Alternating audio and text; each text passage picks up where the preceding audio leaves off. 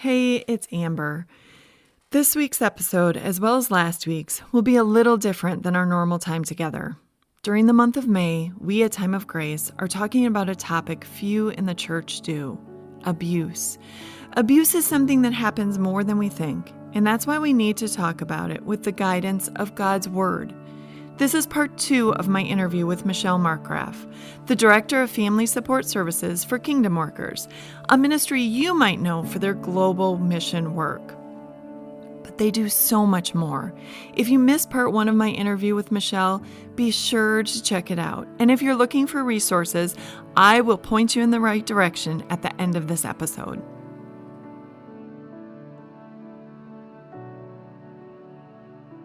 And don't discount someone's story just because they're not acting the way you would act or the way that you think they should act. Anything that happens, any way that they're reacting is normal. That is so good to know. Which brings us to, you were very kind to admit in one of your talks that you didn't handle it perfectly when a friend of yours was in an abusive situation. And I found great comfort in that because it's a learning process for a lot of us. And you have said multiple times, you might not get it right the first time. And you go back and say, hey, I didn't respond as I should. Can you just give us some tips? So if someone comes to us and they trust us, which first, you have to establish that trust. Very few people are going to just sit down and start talking to you about an abusive situation. Right. But once they trust us with what's going on, how should we respond? And can you just give us some tips that will help us to not get this wrong? Right. And I'm going to say, don't be afraid to get it wrong, because even now, I've worked with so many people, and there's still times where I go, man, I totally blew it, and I have to go apologize. And so that's normal. Give yourself grace. It is a really difficult space to work in. Everybody's story is different. When somebody is coming and telling you about the abuse, it is a really heavy burden to bear. And it's going to feel heavy, and you're going to feel like you don't know what to do. And that is completely normal. And if you ever do feel like you know what you're going to do, then I'd be concerned. So understanding that you're going to feel helpless, that's okay. And that's a good thing. And I tell people, think of them giving you this story of what's happening in their life as a gift. And it might not feel like a gift. It might feel burdensome, but it is an amazing, incredible gift that they trust you so much that they are telling you this very intimate thing that has happened to them. And if you think of nothing else, if you remember nothing else, just say thank you. Thank you so much for sharing that with me. And that conveys to them that you are with them, that you're believing, that you're understanding. And that might be the only thing you say, and great that you're just showing them that you're with them. And that's really what they need. Because unfortunately, we mean well, and we want to help, and we see the perfect way for them to react to the situation, which oftentimes, especially in severe abuse, is you need to leave. And we need to really hold ourselves back and remind ourselves, we can't fix this. This is a relationship issue. We're not part of that relationship. Our job is to support. And oftentimes it's going to be, thank you, reacting with empathy. How can I help you? And then most likely that person's going to say, well, I want to get back together with this person that's abusing me. I want to make it right because I know they didn't mean to do it, and it's going to be better, and I'll do this and that, and things will get better. And I'm going to encourage everyone, it's going to go against what you feel you should do, but what you really need to do is say, okay, what can I do to help you? How can I help you achieve what you want to achieve? But let's make sure you do this safely, because safety is what we're most concerned about in this situation. We know the reality is the average is 7 times for a person to leave an abusive relationship and return. So even if we get into our fix-it mode and we pull them out and we make them go stay with us or go to a shelter, that's not going to last. And they're going to return to that person because that's what they want.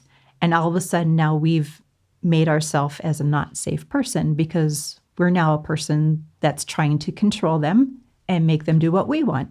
So really just be there with them, help them strategize, how do I do this safely? And be there for the next time when they say, I'm leaving and returning. And it's going to be tough. And by time number 3, I've heard this so many times, we're going to say, oh, I have done this 3 times and I've been through the drama and I can't do this anymore. I'm going to really encourage you. Pray, be in the Word, help yourself say you need to be safe and healthy, but be there for that person for the 5th and the 6th, be there with them until they are truly ready to leave, because without a support system in place, it's going to be that much more difficult for them to leave that abusive behavior. Yeah, can you talk about that? Because I was really astounded.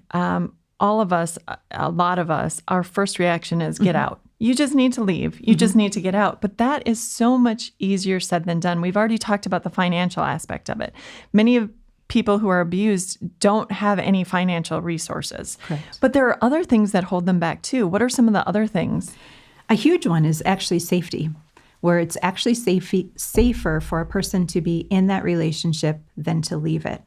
And statistics show that more murders happen after a relationship has been ended than during the relationship. I believe it's like 70% of domestic abuse murders happen after the relationship is over.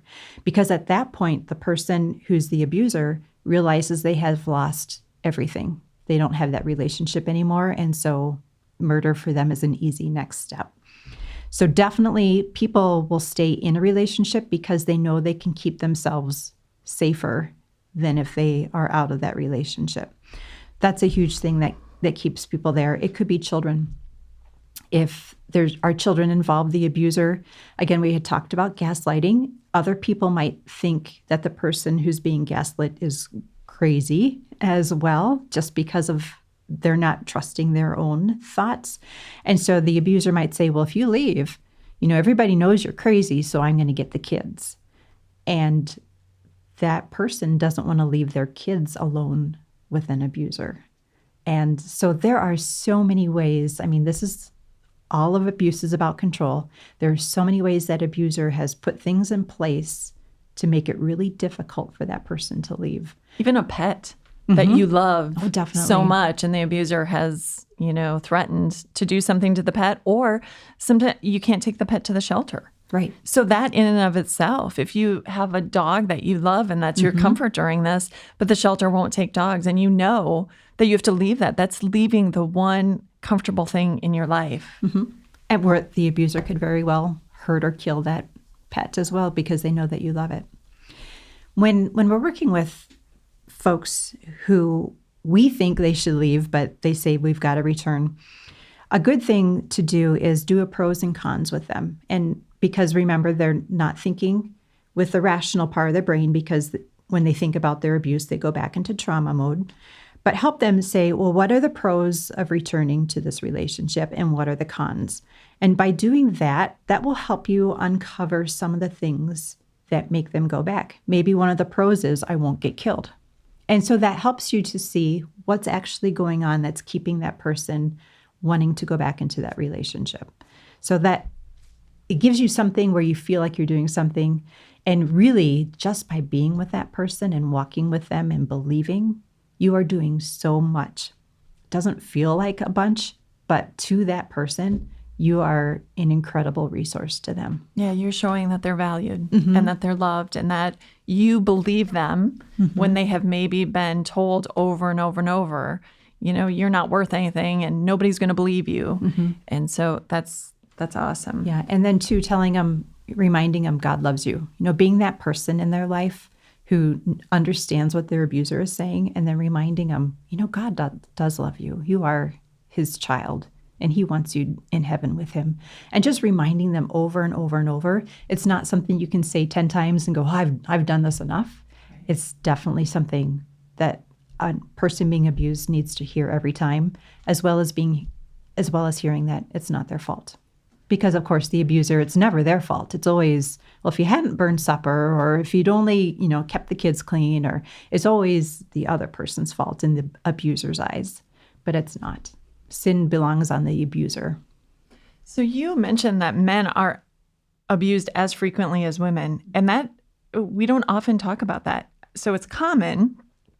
How common, and why don't men report it as often? So that Centers for Disease Control that we talked about, where 1 out of 3 women and 1 out of 3 men report the abuse, they had a follow-up question. And the follow-up question was, are these things happening, and does it negatively impact your life? Are you being injured? Do you fear for your safety, kind of things? And there it's 1 out of 4 women say it's happening and it's negatively impacting me. And 1 out of 9 men say, yes, it's happening and it's negatively impacting me. And some of that might have to do, especially with the injury factor, where women may not give as much serious injury as men. But the thing that I think really keeps us from thinking about this happening to men is nobody likes to talk about this, but men especially, I think, have difficulty coming forward and saying, I'm being abused by a woman. It's just not part of our culture to admit that. And I believe it's really, really tough for men to come forward. And that just makes it all the more important for us to be talking about how frequently it happens to men as well as women, and to encourage them to talk about what's happening.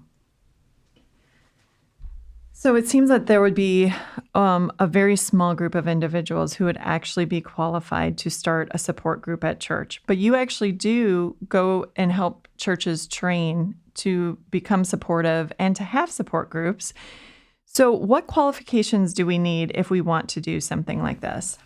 Yeah, it feels overwhelming. and I totally understand it feeling overwhelming. What we have done at Kingdom Workers is we've done the support groups, and we actually started a second program, which is an advocate, which might be a little bit less intimidating to some people, where you get trained and then you just work one-on-one with a person and help a person through emotional support, spiritual support, help that person. But everything that we do, we provide a lot of training for folks. When someone wants to be either an advocate or a facilitator, we do a 7-hour training, first of all, just about abuse, about what is abuse, what is trauma, how does trauma affect people, why do folks stay in a relationship, and then, how do we effectively work with somebody and help somebody who's being abused. And for facilitators, so that's enough for the advocates, just to have that training and they're equipped to be able to help somebody one-on-one. And for facilitators, there's an additional 5 hours of training that we do. And I do that in person, and we just go through groups and how do you start a group and how do you facilitate a group and what do you do with the person that's always talking or the person that never talks? How do you manage group members and keep everybody on track? And we do a lot of role playing throughout and just help people feel equipped by the end of that time to be able to run a support group. Are you going to feel like you're a pro? No, but you will feel equipped and ready to run a group. And all support groups, I really encourage 2 facilitators, which helps as well. You don't feel like you're all alone in doing it. And it's really helpful to have a buddy in the room to be able to both do that facilitating.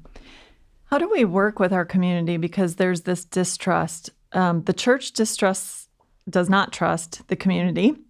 Because they think that they're going to lead them down a path that's not spiritually accurate, and vice versa. The community doesn't, so the women's shelter and the police don't always trust the faith community, because sometimes we've given bad advice to people in abusive situations. How do we start working to mend the community-church relationship? That is a super good question, and it's part of what I do.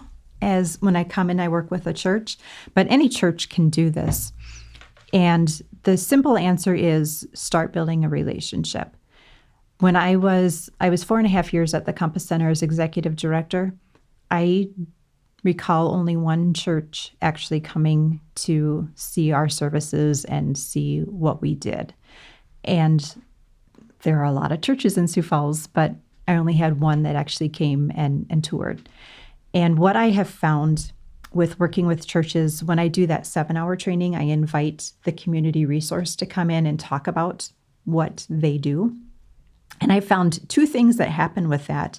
The first is I find churches that had absolutely no idea of what was available in the community, that they do more than shelter work. They can help with protection orders or orders of protection, whatever the state has. They can help with working with law enforcement. They can help find an attorney if an attorney is needed. They just didn't realize the wealth of what the community offers, which means then they can't refer folks that they know if they don't know. And the other thing that I found was when I invite that community resource to come in and talk with the church, they are so excited to work with the church that a church is actually asking them to come in. And I've worked especially with 2 in Wisconsin, 2 community resources who have connected with the church, and then just watching them talk with the pastor has been really cool. I also did that with the community resource in New Ulm, Minnesota, and we actually got together all the pastors and the advocates from the community resource, and kind of the synergy that happens synergy is a buzzword, but is so cool because the pastor said, well, what if we have somebody and they don't want to go to your place, which is in downtown New Ulm? Will you come here and work with the person? And they're like, yeah, we'd be happy to. Just call us and, we'll come to church and work with that person. And so the incredible, resources available to somebody when the faith community and the community is working together to help a survivor. And being able to start sharing, concerns that they have. I think the faith community a lot of times thinks, well, they're going to tell the person to get divorced or, they're going to tell the person things that aren't scriptural. And the reality is that's not the role of the advocate in the community. Their role is to listen to what that person wants and then do what they want. So if that person wants a divorce, then the advocate is going to work to help them achieve their goal. If that person wants to stay in the relationship, that advocate is going to work to help them stay in the relationship and stay safe. So they're not telling them what to do, or they shouldn't be. That's not their role. Their role is just to listen to what they want and then to help that happen. So it sounds like communication is where it starts between the community and the services offered in the community and the church. It's just a matter of having this open communication and coming alongside each other and saying, how can I help you? Right. And how can I help you? Because we all have the same goal in mind. We want to help somebody who is in a situation where they are being harmed. And so that's just really important for us to understand that the church can go outside of the church and get our hands dirty a little bit and help our community out. And that's what Jesus did an awful lot in his ministry. So if we know right now someone's listening and they say, Amber, I know that I'm not going to run a support group. I know that I'm not cut out to be an advocate. What can all of us do to help people who are being abused in our communities and in our churches and in our families and in our neighborhoods? One of the first things is just be aware that it's happening and be that person who's safe to talk to. And what that means is really listen when people are talking to you. When someone's in an abusive relationship, they're not going to just most often spew out everything that's happening. The first step might be something that sounds like, yeah, things are a little rough right now in our marriage, which doesn't sound like abuse at all. But that means that as a person who understands that this could be happening, I just say, oh, can you tell me more about that? And in that way, I'm just showing I'm listening. I'm not trying to fix it. I'm just caring and I want to know more. And understanding that people are just going to drop like subtle hints and just asking, tell me more is really the first step. And then remembering if they do tell more, that our role is to be a support and to walk by their side and not take on that for ourselves and try and fix it, that we're there just to support their decisions. And oftentimes I tell folks, going to pastor might be really scary to talk about this abuse, especially if I'm a woman, I'm being abused by a man. Do I want to go to another man and talk about it? But maybe I'll go if my friend goes with me. So be that person that says, we love you and want to help you. Can I go with you to pastor? Because I do want you to get that spiritual counseling from someone. And, pastor is a great resource. Let's use him. Definitely always, I just can't say it enough. The spiritual side is the most important side. The spiritual abuse that's happening, being told how worthless they are, that nobody cares about them, that they feel utterly worthless, is reminding them that their abuser doesn't get to pick their worth. They're a child of God, and that's their basis of worth, not what their abuser tells them. And again, it's not something you can say one and done. It's something a person needs to hear as often as they hear from their abuser how awful they are. So what I'm hearing is we can all be a good friend. Mm-hmm. We can all be a good listener. We don't have to fix everything. Mm-hmm. And in fact, we shouldn't, because that's just also controlling a situation for somebody who's been under someone else's control the whole time. So that takes a whole lot of stress off of me to know that I don't have to fix the situation. I can start by being a good friend, a good listener, and offering to go along when they're ready to take the next step, whatever that next step is. Right. To go to a crisis center, to go to your pastor, to go wherever. Mm-hmm. This has been so important, and there's such a lot of good information here, and I just want to thank you for giving your time today and letting the Time of Grace listeners know that there are resources available. So if we want to know more, how do we get in contact with you? 2 ways. You can go to the Kingdom Workers website if you think of nothing, if you don't remember anything else, but go to Kingdom Workers, and there's information there about this. Otherwise, my email is mmarkgraf@kingdomworkers.com. And I'm happy to talk with anybody, whether or not you want to start a support group, but if you want to just help someone or have questions about something that's happening, I'm here to listen. I'm not going to tell you what to do, but I will listen and see what you need. Excellent. Thank you so much, Michelle. Thank you. Thank you for listening, and a very special thank you to Michelle for her insight and wisdom. If you or someone you know is suffering from abuse, reach out to us at Time of Grace for resources and help on this difficult subject. You can find us at timeofgrace.org/abuse.